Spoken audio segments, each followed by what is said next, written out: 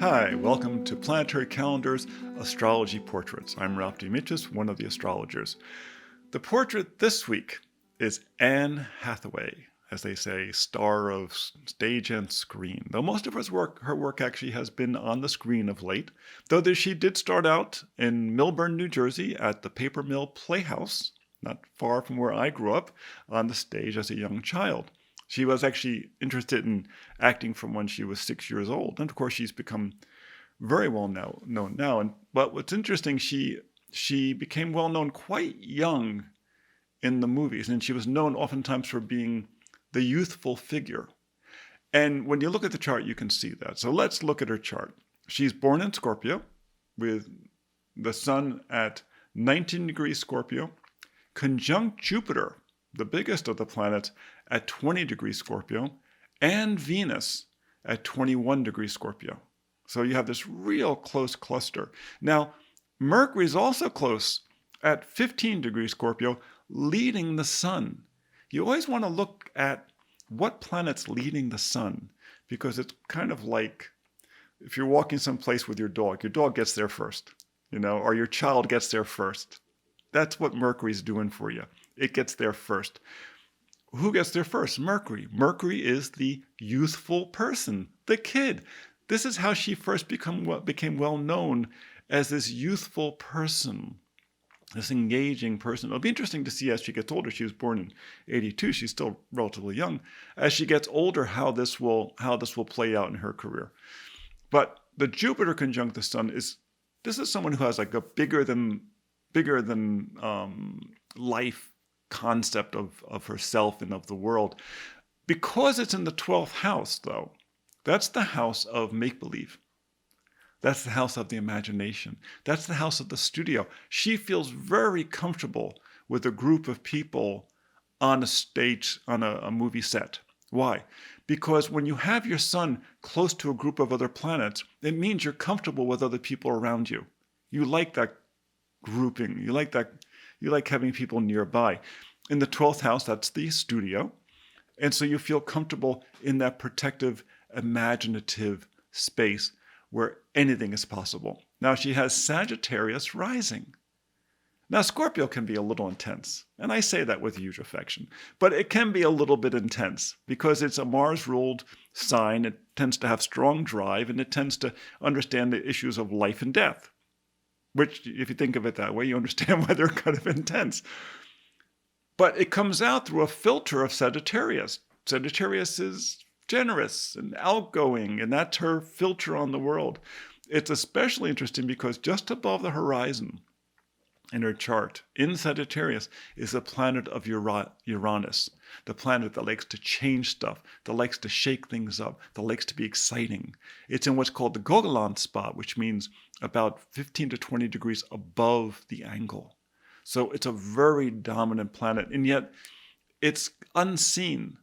So Uranus near the rising tends to make people very exciting. It makes them very sensitive to electromagnetic fields around them, but it also means that sometimes when you're with them, it's as if sparks are coming off of their aura.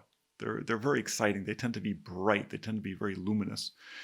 What's interesting is that it's Uranus, Ceres, which is an important asteroid, it's the largest of the asteroids, and Neptune, fairly close to the rising. These are planets you can't see without a telescope. So there's a quality about her that's very mysterious. Especially with Neptune there, it's very mysterious. There's something quality about her when you meet her that's like that. And then you have the Mars in Capricorn, this hardworking Mars in Capricorn in the second house. It means that in terms of her work and her career, she's going to be ambitious. She's going to work hard for it. She's going to have a lot of endurance. I think it was interesting. I'm trying to remember what movie she was in that she did a lot of her own stunts, and she actually hurt her leg, banged her leg so bad that it went all the way to the bone, had to get 18 stitches during the shooting. Well, that's Mars in Capricorn. That's the shins and the knees. In the second house, she was out there making money. Okay. Mars in Capricorn is great that way, but I could swear that everyone who has Mars in Capricorn has spent with more than enough time with bandages and band-aids on their knees. Now, the other thing that's very interesting is she has that moon highly elevated, conjunct the midheaven in the 11th house in Libra,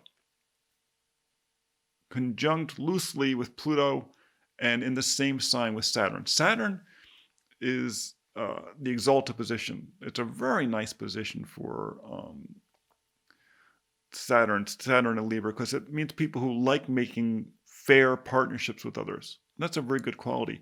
The moon being there means that instead of being this kind of hard-driving Scorpio with a Sagittarius rising who tends to kind of roll over you, we're going to do this, come on, let's go. That moon in Libra says, well, what do you think?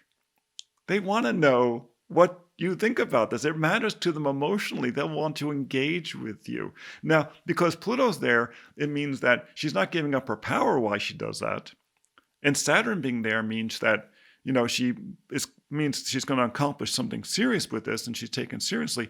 But the moon in Libra adds a beautiful, kind of a beautiful harmony to it. And the thing that's interesting, it's conjunct that midheaven, moon, the feminine, right, at the midheaven in Libra, the sign of beauty.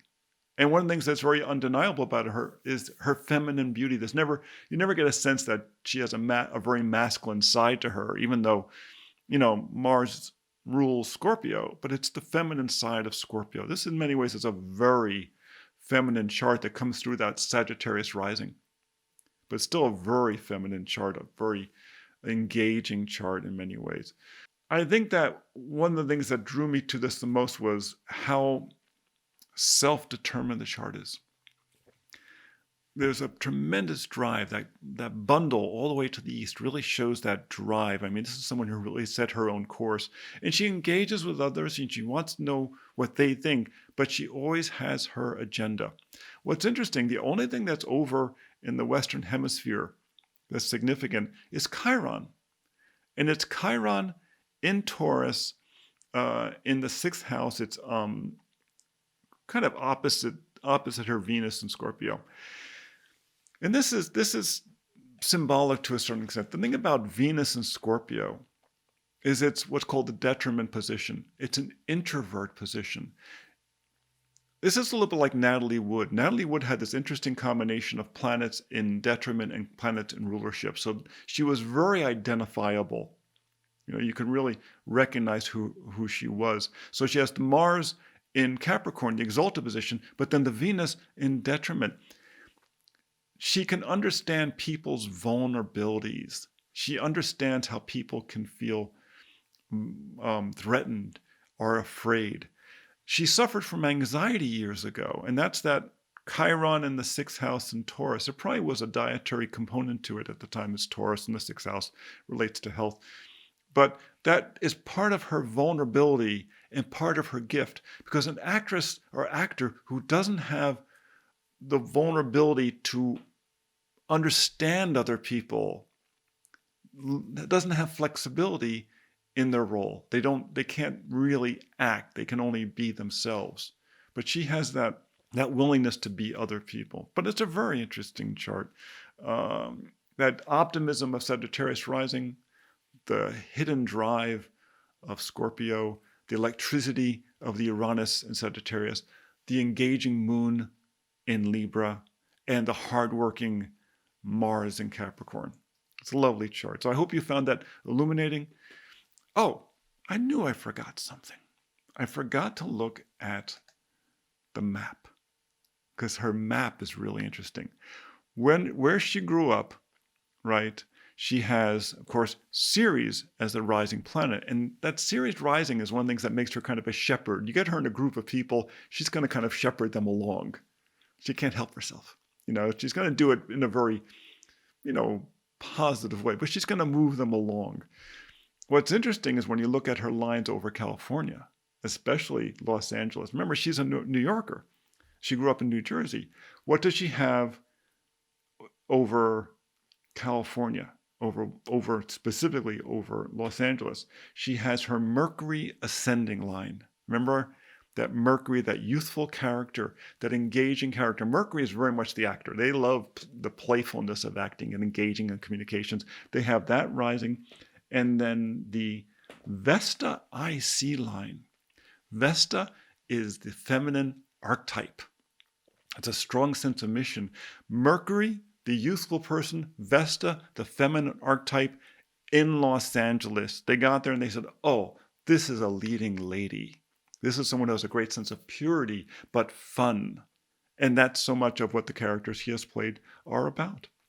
And yet she lives in New York City. Why? Because she also has the Moon MC off the coast there, and she has the series crossing there, and it's home.